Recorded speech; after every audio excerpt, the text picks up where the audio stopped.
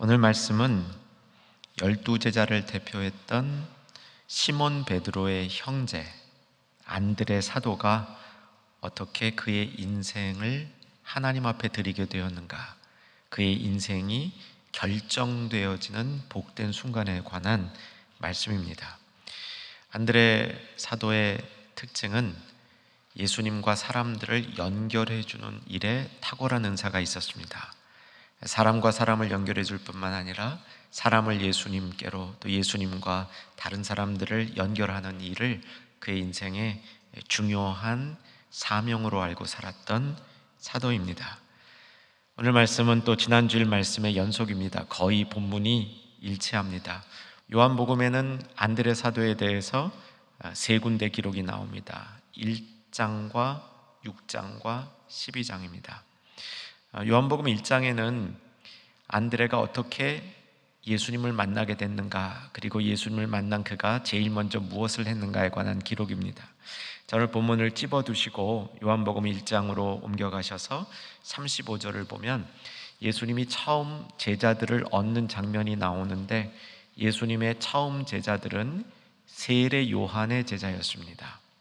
35절을 보시면 또 이튿날 세례 요한이 자기 제자 중 두 사람과 함께 있다가 예수님이 지나가는 것을 보고 예수님에 대해서 증거를 합니다. 예수님이 어린 양이다, 이렇게 증거를 합니다. 사실 세례 요한의 마음속에는 자신의 제자들이 진짜 스승이신 예수님을 따르길 원했던 거죠. 그래서 이 두 제자가, 세례 요한의 두 제자가 예수님과 함께 머무는 장면이 나옵니다. 예수님과 함께 머물다 보니까 예수님 인격에 흠뻑 빠지게 되는 거죠. 여러분 한번 잠시만 상상해 보십시오.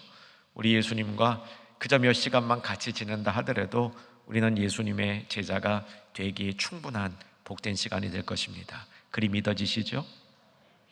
이렇게 세례 요한의 두 제자가 예수님의 제자가 되는데, 그 두 제자 중 한 명이 누구였냐면 안드레였다, 이렇게 성경이 기록을 하고 있습니다.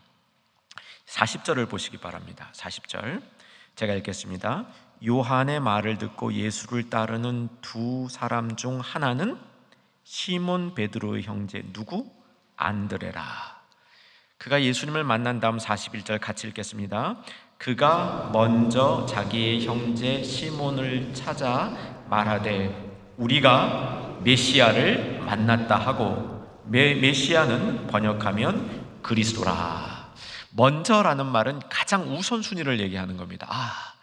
예수님을 만나자마자, 예수님이 메시아라는 사실을 알자마자 안드레는 제일 먼저 떠오른 것이 자기 형제 베드로였습니다. 그래서 베드로에게 가서 예수님을 증거하는데 우리가 메시아를 만났다, 이렇게 선포하고 있었습니다.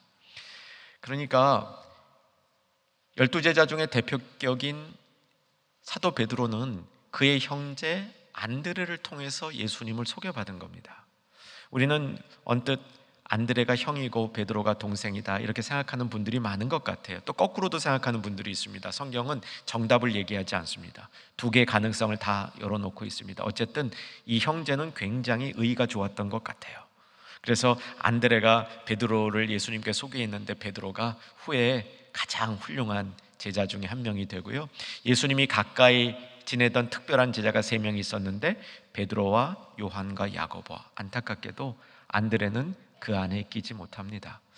본인이 먼저 베드로를 예수님께 소개했는데 자신은 베드로보다 예수님과 있었던 거리에 있어서는 더 가까이 있지 못했던 거죠. 그런데 안드레는 그래도 상관없었던 것 같습니다. 자신의 위치를 겸손하게 받고 자신의 사명을 이루는 일에 집중했던 것 같습니다. 그는 예수님에게 다른 사람을 소개하고 예수님을 또 사람들에게 알리는 그런 일, 그것만 해도 행복했던 인물이었던 것 같습니다.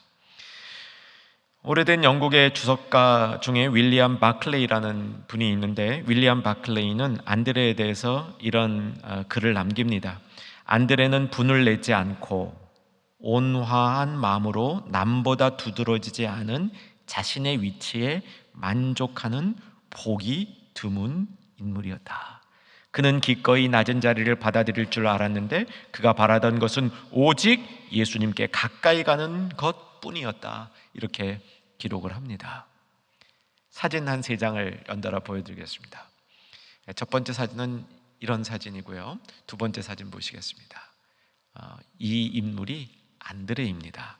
조금 가까이 당겨서 보겠습니다. 눈을 특별히 눈여겨 봐주시기 바랍니다. 먼저 1번 그림은 LA 근교에 있는 게티 센터, 제이 폴 게티 뮤지엄이라고도 하는 이런 이제 그림들이 많은 장소인데, 거기 갔다가 두 번째 그림을 보고 제가 한동안 마음을 거기에 뺏겼었습니다. 한참 그 그림을 보고 있었습니다. 딱 그림의 주제가 안드레 사도였어요. 윌리엄 바클레이가 소개하고 있는 그 소개문하고 저 그림하고 제 묵상이 이렇게 일치돼서 마음이 아주 오랫동안 그 그림에 머물러 있었습니다. 세 번째 그림 다시 한번 올려주시면, 이 그림은 책 표지입니다. 그 뮤지엄에서 내려와서 책방에 가니까 저 책이 있었어요. 저는 사실 저렇게 그림이 유명한 그림인 줄 몰랐는데 13세기에 그려진 그림으로 피사에 현재 있는 그림이라고 합니다. 그렇게 유명한 작가는 아니었는데 저 그림 속에 담겨있는 깊이는 참 깊었습니다. 자, 이런 안드레의 삶이 다음으로 요한복음에 소개되고 있는 것은 6장입니다. 6장으로 또 여러분 성경 이동해 주시면 좋을 것 같고요. 5절 부분에 눈을 머물러 주시기 바랍니다. 요한복음 6장에는 오병이어의 기적이 기록이 되어 있고요. 오병이어의 기적 때 보면 많은 무리들이 예수님을 쫓아와서 말씀을 듣고 있었고, 예수님은 이 무리들에게 한 끼 식사를 제공해 주고 싶었습니다. 근데 무리가 숫자적으로 굉장히 많았거든요. 10,000명이 넘었습니다. 어떻게 이들에게 먹을 것을 줄까 상당히 난제에 해당하셨죠. 5절을 보시면 이들에게 어떻게 떡을 줄까 예수님이 이제 제자들에게 물으시는 겁니다. 근데 특별히 5절 보시면 우리가 어디서 떡을 사서 이 사람들을 먹이시겠는가, 빨간 글씨였습니다. 그런데 이 질문을 누구에게 하냐면 빌립에게 하고 있습니다. 빌립에게 하고 있고요. 6절을 보시는데 이것은 빌립을 시험하고자 함이라 되어 있는데, 여기서 시험은 시험에 빠지게 하는 게 아니고 빌립의 신앙을 한번 점검해 보려는 것이었다, 이렇게 이해하시면 되겠습니다. 빌립은 그냥 눈에 보이는 그대로 답을 합니다. 7절, 빌립이 대답하되 각 사람으로 조금씩 받게 할지라도 200데나리온의 떡이 부족하리이다. 200데나리온은 많은 그 액수, 여러분 아마 대충 전에 말씀드렸죠. 내가 1년 벌는 돈의 3분의 2 정도 액수다. 굉장히 큰 돈인데도 모자랄 턱도 없다. 이렇게 빌립이 현상을 보고 답을 하는 겁니다. 굉장히 현실주의자였던 것 같습니다. 그런데 안드레의 생각은 다릅니다. 여기 이제 안드레의 신앙이 나오는 거죠. 8절입니다. 제자 중 하나 곧 시몬 베드로의 형제 안드레가 예수께 여짜오되 어떤 믿음을 가졌는지 9절을 읽어보십시다. 같이 읽겠습니다. 여기 한 아이가 있어 보리떡 5개와 물고기 2마리를 가지고 있나이다. 그러나 이것이 이 많은 사람에게 얼마나 되겠사옵나이까. 여러분, 이 안드레의 말을 여러분 느끼시면서 여기에 부정적인 모습이 보입니까? 이거 얼마 안 되는데 뭐 이거 갖고 되겠습니까? 이런 뜻으로 들리십니까? 저는 그렇지 않습니다. 안드레의 마음은 어떤 마음이냐면, 여기 꼬마가 자기 도시락으로 갖고 다니는 자그마한 물고기 2마리, 보리떡 5개가 있는데, 내가 알고 있는 주님이시라면, 그리고 주님이 이 많은 사람들을 먹이시겠다고 작심을 하셨다면 분명히 주님께 길이 있는 것을 내가 압니다. 요 작은 것이 얼마 안 되지만 저는 믿습니다. 주님 손에 붙들리면 이 물고기 2마리와 보리떡 5개 가지고 주님이 문제를 해결하실 수 있다고 믿습니다. 그리 아니하실지라도 나는 믿는데 분명히 주님에게는 대안이 있는 것을 제가 압니다. 이런 마음이었죠. 여러분, 제 해석에 동의가 되시죠? 이게 안드레의 신앙이었습니다. 다른 사람들이 볼 때는 조그마한 거죠. 자그마한 물고기 2마리, 보리떡 5개, 아이 도시락인데 그 아이 도시락 하나 가지고 만여 명 되는 사람에게 무슨 유익이, 무슨 일을, 무슨 도움이 되겠습니까? 이런 생각을 할 수 있는데, 안드레는 예수님 손에 들려서 축사받으면 어떤 일이 일어나는지를 보이지 않았지만 볼 수 있는 믿음의 눈이 있었던 것이죠. 그래서 안드레는 이 아이의 도시락을 예수님께 제공하는 거죠. 저는 이 부분을 이렇게 묵상하면서 이런 생각도 해봤습니다. 이걸 아마 만화로 한번 그려보면 어떨까 하는 생각을 해봤는데, 만화로 그리면 이때 안드레가 아이가 가지고 있는 이 도시락을 딱 보는 순간 눈이 탁 튀어나오고 그런 모습이 아니었을까. 이거다, 이것만 있으면 예수님께서 해결하실 수 있겠다, 그런 생각을 하지 않았나 혼자 추측해 보았습니다. 하찮은 것이지만 그것이 주님 손에 붙들릴 때 일어날 수 있는 일, 이것이 안드레의 일생을 겸손하게 그리고 주님을 신실하게 따르는 삶으로 인도하였던 믿음의 비밀이요 비결일 수도 있다는 것이죠. 저는 안드레의 역할이 보통 역할이 아니라고 저는 믿습니다. 왜냐하면 안드레의 역할 때문에 예수님은 더 빛나시죠. 주님은 더 찬란하게 빛이 나죠. 뿐만 아니라 물고기 2마리, 보리떡 5개 제공했던 이 아이도, 그 아이도 드러나는 거예요. 이 아이가 정말 제공했던 이거 별거 아닌 것, 그냥 가지고 있는 건 내놓았는데 이 아이도 이 믿음이 참 훌륭한 모습으로 주님의 일을 이루는 일에 빠질 수 없는 작지만 쓸모있는 사람으로 안드레 때문에 이 아이의 모습도 빛이 나게 되는 거죠. 이것이 안드레가 가지고 있었던 은사요 역할이었습니다. 이제 오늘 본문으로 돌아와 봅니다. 12장이죠. 오늘 본문에 보면 명절이라고 되어 있고요. 지난 금요일날 이 부분을 자세히 다뤘습니다. 명절은 6월절이었고요. 예수님이 마지막 예루살렘에 십자가 지러 올라가신 그 절기였습니다. 원래 6월절은 유대인들의 명절, 곧 예루살렘으로 순례하는 절기이기 때문에 이 지역 저 지역에서 흩어졌던 유대인들이 예루살렘으로 모이는데, 이 장면에는 특이하게 유대인들뿐만 아니라 헬라 사람도 있었다는 겁니다. 이 헬라 사람이 예수님을 만나기를 원한 거죠. 예수님을 뵙고자 하나이다. 21절, 예수님을 뵙고자 하나이다. 이 말씀도 금요 집회 가운데 상세히 전했습니다. 여러분, 헬라 사람들이 생면부지에 예수님을 만나려면 중간에 다리를 놓아주는 사람이 있어야 되겠죠. 이들은 빌립을 택했습니다. 근데 빌립이 혼자 예수님께 청하려니까 뭔가 조금 모자란 걸 느꼈던 것 같아요. 그래서 이런 일의 전문가인, 사람과 사람을 소개시켜주는 일의 전문가인 안드레에게 청한 겁니다. 야, 이런 일이 있는데 네가 좀 대신 예수님께 청해주면 좋겠다. 안드레가 그래, 내가 청할게. 근데 너도 같이 가자. 그래서 안드레와 빌립이 예수님께 이 헬라 사람들이 예수님 뵙고자 하는 것을 전달하는 것이죠. 22절입니다. 22절 같이 한번 읽어볼까요? 빌립이 안드레에게 가서 말하고 안드레와 빌립이 예수께 가서 여쭈니. 23절 역시 금요 집회 때 가장 상세히 다뤘던 구절입니다. 같이 한번 23절도 읽겠습니다. 예수께서 대답하여 이르시되 인자가 영광을 얻을 때가 왔도다. 아니, 헬라 사람들이 뵙기 원합니다 라고 청했는데 예수님의 답은 만나겠다 안 만나겠다로 답을 해주셔야 되는데 답이 조금 빗나가고 있습니다. 빨간 글씨 다시 보시면 23절, 인자가 영광을 얻을 때가 왔도다, 이렇게 말씀하신 거예요. 지난 금요일 말씀 가운데 이 질문을 던지면서 제 나름대로 답을 드렸습니다. 저는 이때 예수님이 안 만났다고 믿는다라고 이 부분을 해석했습니다. 이유는 예수님께로부터 정말 이방인들이 보기 원했던 것은 영광받은 예수님의 모습이지 육신의 예수님의 얼굴이 아니었기 때문이고, 예수님도 역시 그의 영광을 보여주고 싶었다는 겁니다. 그 영광 받을 때가 왔다고 얘기하는 겁니다.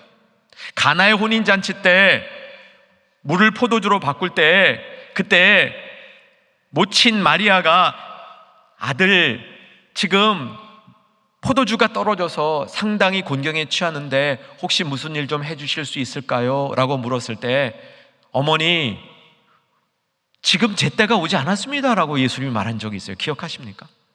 그때가 왔다는 거예요. 그때가 어떤 때냐면 예수님이 순환당하시고 십자가를 지시고 거기서 돌아가시는 때가 왔다는 거예요. 그런데 그때는 뭐라고 얘기하냐면 인자가 영광 얻을 때가 왔다라고 얘기하는 겁니다. 여러분, 이제 고난주간 곧 다가옵니다. 부활절 우리가 맞이합니다. 사순절 꽤 길죠? 사순절 동안 우리가 정말 제대로 지킨다면 우리의 신앙이 사실 쉽지 않을 겁니다. 그런데 이 사순절을 지켜가면서 점점 고난주간과 부활주일을 우리가 맞이하면서 금년 요한복음을 중심으로 우리가 깨달아야 될 진리의 핵심은 고난이 영광이라는 겁니다. 어떻게 고난이 영광일까? 고난이 영광인 이유는, 특별히 십자가를 지신 예수님의 순환이 영광인 이유는 그 십자가를 통해서 하나님 아버지께서 계획하고 계신 구원의 모든 계시들이, 구원을 알리는 역사들이 예수님 그 순환 가운데 담겨 있다는 거예요. 그래서 그게 영광이라는 겁니다. 여러분, 이것을 조금씩 더 깨달아갈 수 있기를 주 안에서 소망합니다. 여러분, 우리 고난이 영광일 수 있습니다. 아니, 영광은 고난을 통해서 얻어지는 겁니다. 혹 우리의 고난이 있다면 그 고난을 통해서 하나님은 하나님의 뜻을 우리에게 더 잘 알려주실 것입니다. 그리고 하나님의 뜻을 고난을 통해서 깨달은 성도들은 그 하나님의 주신 깨달음 때문에 영광을 경험하게 되는 자리에 나갈 수 있게 될 것입니다. 우리 마음속에 메시지 잘 담아두십시다. 순환이 영광이다. 고난이 영광이다.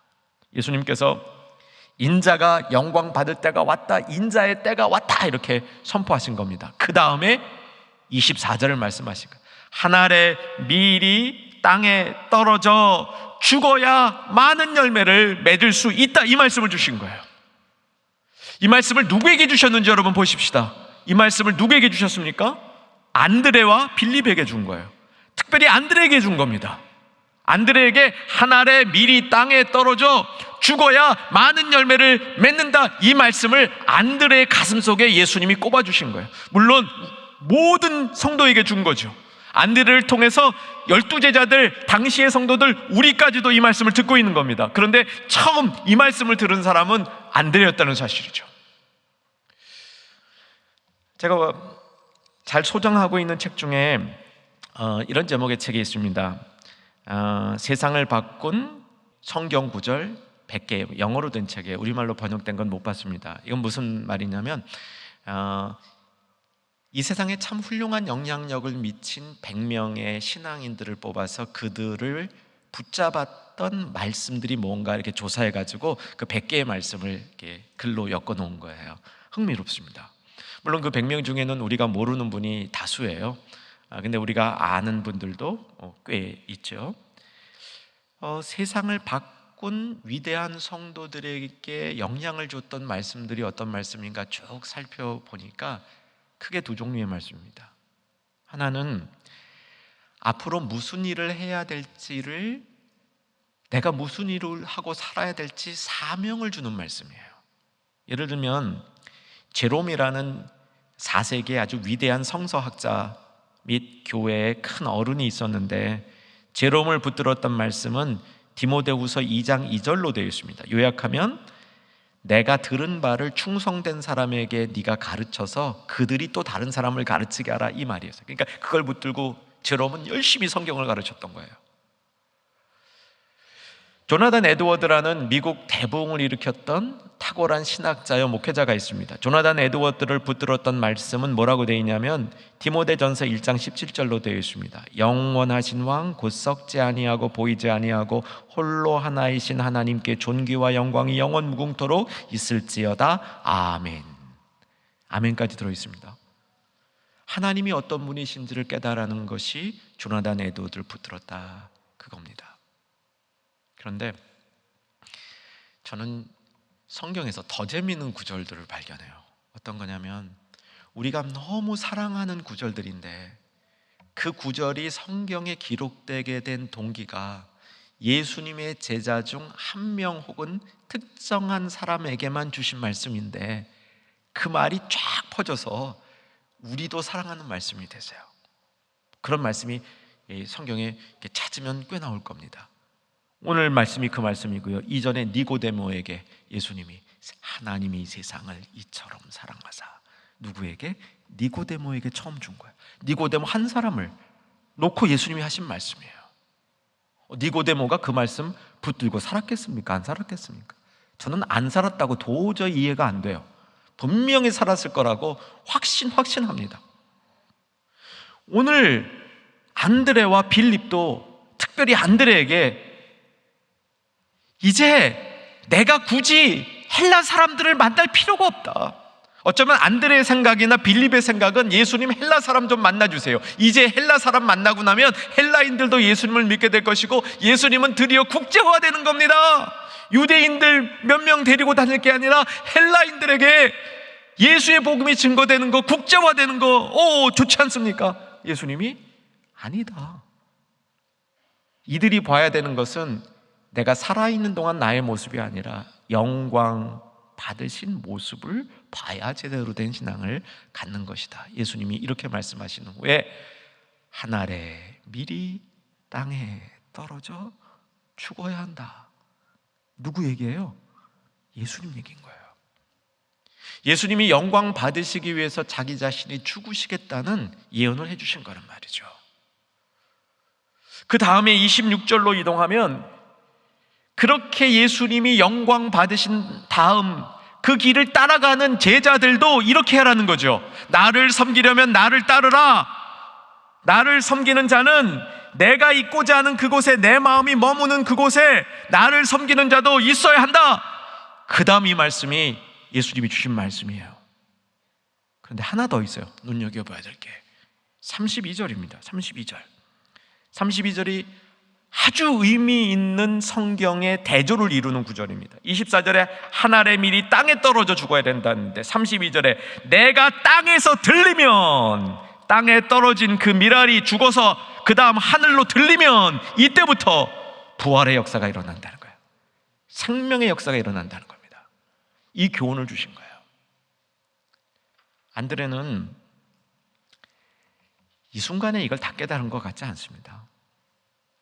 안드레가 이 사실을 깨달은 건 진짜 예수님이 죽으시고 땅에 떨어져 죽으시고 부활하셔서 이 땅에서 하늘 보좌로 들리신 것을 경험한 다음에, 그러니까 23절 영광의 때가 왔다라는 말을 예수님의 부활 중심으로 깨달은 다음에 한 알의 밀이 땅에 떨어져 죽어야 되는 것도 깨닫고, 정말 예수님을 섬기려면, 예수님을 따르고 예수님을 따르려면 예수님이 계시고자 하는 자리에 따르는 자도 같이 있어야 된다. 이 말씀은 그때 진실로 안드레가 깨달은 말씀이 되었다는 사실입니다. 그 이후에 안드레는 정말 예수님을 따랐습니다.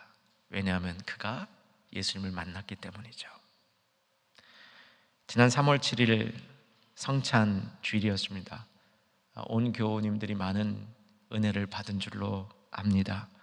그런데 그날 오후에 이상한 일이 생겼습니다. 그날 오후에 당회가 있었는데, 선교관에서 당회를 하고 있었는데, 당회하는 중에 기쁜 소식 선교회 분들이 당회실에 올라와서 거기서 자기의 팜플렛, 그러니까 자신들의 교회를 선전하는 팜플렛을 두고 갔습니다.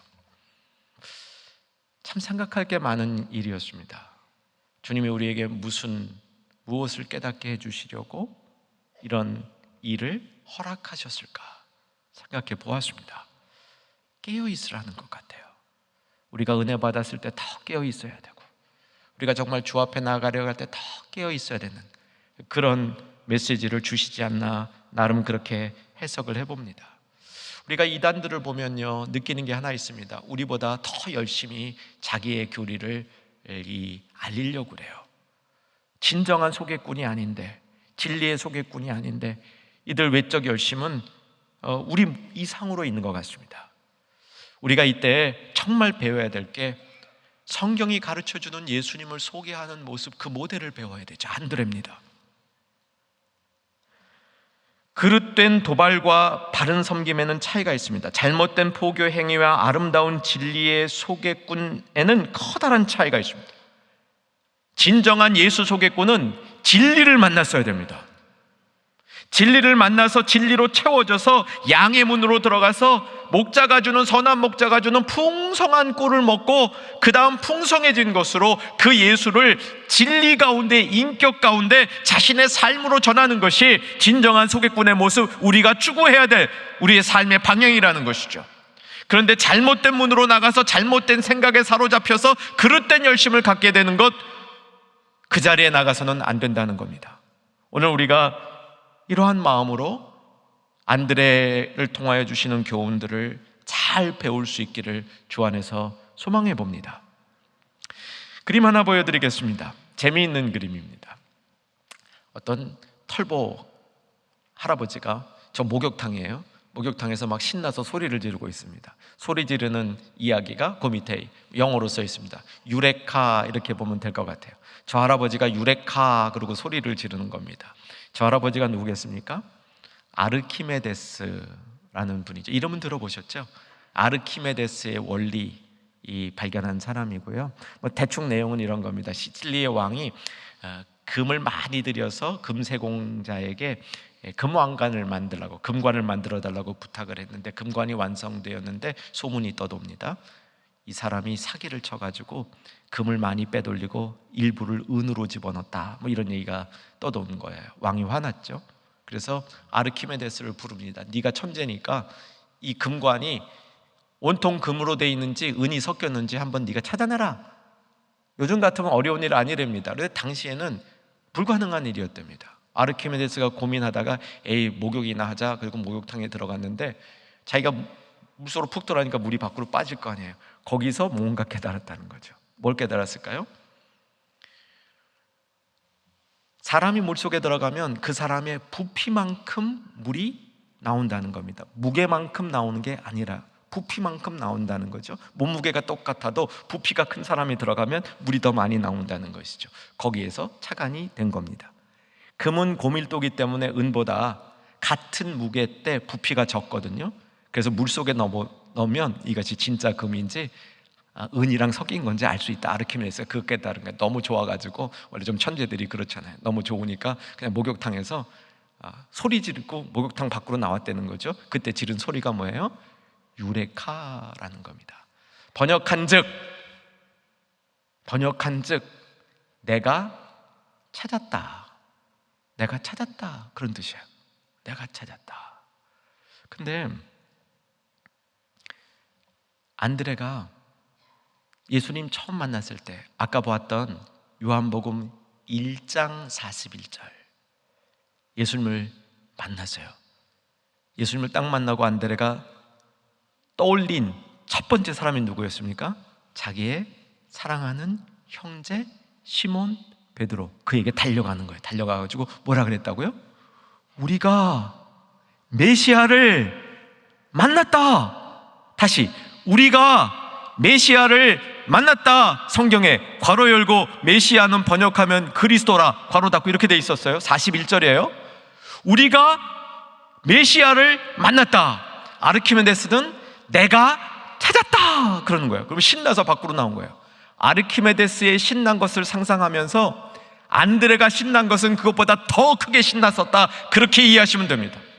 얼마나 신났으면 베드로에게 총알같이 달려가서 우리가 메시아를 만났다. 아르키메데스가 아르키메데스의 원리를 발견한 것보다 더 저는 강렬하다고 봅니다. 내가가 아니고 우리가예요. 우리가. 그리고 목적어가 분명히 있어요. 메시아를 만났다고 번역이 되어 있는데 찾았다예요. 그래서 휴레카멘, 우리가 그리스도를 찾았다. 그 말은 그리스도가 우리를 막 찾아주시는 중에 내가 내 능력으로, 내 힘으로 내가 어떻게 해서 원리를 알아냈다가 아니라 하나님의 도우심으로 우리가 구원의 길 메시아를 찾았다 외치는 겁니다. 이게 안드레의 인생이 진리로 채워지는 장면이었습니다.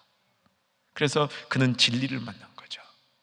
그 진리로 쭉 살아가던 중에 예수님과 함께 3년을 열심히 동행해서 높은 자리 찾지 않고 낮은 자리, 겸손한 자리, 베드로는 그렇게 리더하고 자기는 베드로를 소개했고 내가 원조 이렇게 주장하지 않고 너 내가 소개해서 예수님 만났잖아 이렇게 주장하지 않고 자기의 있는 자리를 잘 지키고 안드레는 살았던 거죠. 그러다가 이 말씀을 만난 겁니다. 한 알의 밀이 땅에 떨어져 죽어야 많은 열매를 맺는다. 예수님이 자기에게 들려주시는 이 말씀을 받은 거예요. 그리고 26절, 사람이 나를 섬기려면 나를 따르라. 나 있는 곳에 나를 섬기는 자도 거기 있어야 된다. 이 말 듣고 안드레는 그 이후에 예수님이 어느 곳에 있을까 하는 그 자리를 계속 쫓아다니면서 예수님 부활하신 이후에는 선교지를 계속 다니면서 멀리까지, 가능한 멀리까지 복음을 전하려고 노력했던 것이죠. 전승에 의하면 이 안드레가 지금의 우크라이나 흑해 연안에 오데사라는 도시가 있어요. 거기까지 갔고 스코틀랜드까지 갔고 또 그리스의 고린도에서 좀 떨어진 곳에 파트라스라는 데가 있습니다. 지금도 있는 도시입니다. 이 파트라스에 가서 순교했다, 이런 그 전승이 있습니다. 아마 여러 지역을 돌아다니면서 선교한 거 틀림이 없습니다. 왜 그랬을까요? 24절 26절, 한 알의 밀이 땅에 떨어져 죽어야 열매 맺고 예수를 섬기려면 예수를 따르고 예수를 따르는 것은 그가 있기를 원하는 곳에 가 있는 것이다. 이 진리를 마음속에 담았기 때문이죠. 아까 제가 안드레의 그림을 보여드렸습니다. 그림이 다 좋았는데 한 가지 제 마음에 좀 불편한 게 있었습니다. 다른 그림 하나 보여드릴게요. 이것은 스코틀랜드에서 이제 안드레가 순교했기 때문에 스코틀랜드 교회에 이렇게 쭉 전승에 나와 있는 안드레의 모습인데 가운데 이렇게 두 개를 붙잡고 있죠. 이게 십자가예요. 이 십자가인데 X자 십자가입니다. 원래 전승에 의하면 안드레는 X자 십자가에 달렸다는 거예요. X자 십자가의 특징은 뭐냐면 달려있을 때 고통이 훨씬 심한 겁니다. 자처한 거죠. 그의 형제 베드로는 거꾸로, 안드레는 X자 십자가 지고 주님 앞에 갔다는 겁니다. 이게 안드레가 생각했던 주님을 따르는 방법이었습니다. 정말 십자가를 사랑했던 그런 인물이었던 것 같습니다. 여러분, 사순절이 깊어갑니다. 고난주간을 맞이해 갑니다. 이번 고난주간에 우리가 붙들어야 될 주제가 고난이 영광이다. 요한복음이 말하는 고난이 영광이라, 이 의미를 한번 우리가 깊이 깨달을 수 있는 복된 고난주간과 부활절이 되기를 소망하면서 안드레의 모습, 정말 예수님을 섬기려면 예수님을 따르고 예수님을 따르는 자는 예수님이 계신 곳, 어디? 십자가. 거기까지도 같이 기꺼이 가까이 가는 그의 신앙, 우리가 본받을 수 있는 복된 시간 되기를 주 안에서 소망합니다.